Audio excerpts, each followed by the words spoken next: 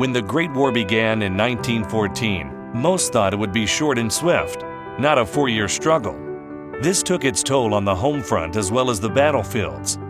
With many gone to fight, industries turned to the war effort, and markets went boom or bust. The following 2 decades were an economic roller coaster with the power to make or break both men and businesses. It was in these tumultuous times that Frimlin Hollingsworth created a business philosophy that would endure the test of time. In January 1915, Frimlin Edward Hollingsworth began his new venture as partner and bookkeeper of the Corrigan Lumber Company. He first assessed the books, discovering debts of which he had been unaware. His only option was to seek a loan.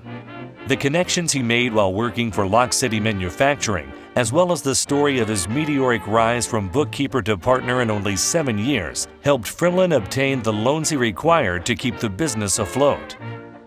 Unfortunately, the whole of Sault Ste. Marie was floundering. As the rest of Canada turned to the war effort, the steel plant was left with few orders and no money to retool.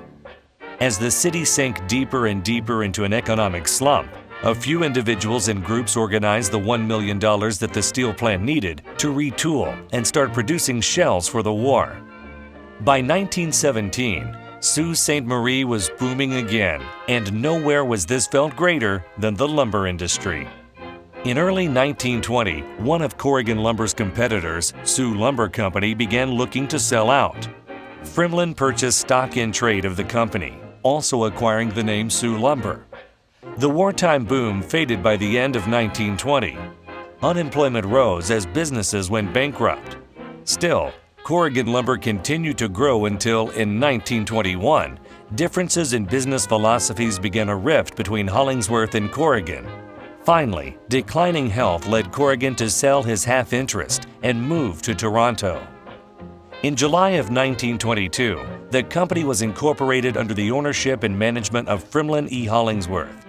It was at this time that the name was changed to Soo Lumber and Mill Company, which changed to Soo Mill and Lumber Company in the late 1930s. Frimlin then began rebuilding the original site, demolishing the 2 existing metal structures facing North Street and replacing them with a brick building. On September 23, 1922, the Rotary Club hosted the first community night. Frimlin, having joined the Rotary in 1920, is listed as one of the 55 founders of the event, which consisted of a large costume parade. The first event was held to raise money to buy a vehicle for the local nurse so that she could make her rounds more efficiently, and was a great success. The stock market crash on October 29, 1929 devastated a large portion of the Western economy. The effects of the Depression had hit Sault Ste. Marie, Ontario by the end of 1932. Unemployment exploded, businesses suffered, and the value of the dollar dropped. To maintain his staff, Frimlin lessened hours, took little work for himself, and spent most days pounding the pavement, collecting what he could of outstanding accounts and making sales where possible. 1933 and 1934 were the worst years for Soo Mill, rebounding in 1935. But these years were by no means quiet. Early in 1932, Frimlin had been approached by Frederick J. Schmidt of Petoskey, who owned 2 maple block plants in Michigan and Pennsylvania. He was looking to partner with someone to build a similar plant in Canada, and had chosen Hollingsworth based on what he had seen of the operation at Soo Mill. Over the next year and a half, they purchased equipment from plants who had not survived the Depression and installed them in the mill. By 1934, the Michigan Maple Block Company of Canada was selling butcher blocks, hard tables, and other maple products throughout Canada. Despite this flurry of activity at Soo Mill, the city of Sault Ste. Marie was still feeling the effects of the Depression. While on his walking rounds one day, Frimlin stopped in to see his friend James W. Curran, editor of the Sioux Daily Star. Curran suggested that the best way to bring people's spirits up was to have a festival, and thus, Wolf Week was born. Curran was well known to have a love for wolves and would go on to write a book entitled Wolves Don't Bite. The festival was a great success.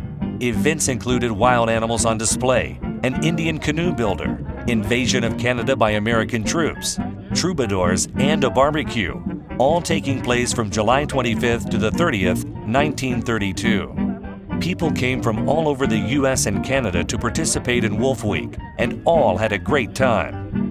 Things in the Soo recovered over the latter half of the 1930s. Frimlin continued to rebuild the Soo Mill site, eventually replacing the old warehouse. This period is best characterized by Frimlin's discussion of the Michigan maple operation. We'll forget all of our 1001 problems that were overcome in time. Afterwards, everything operated smoothly. But everything was about to change, and the world would be plunged into chaos once more.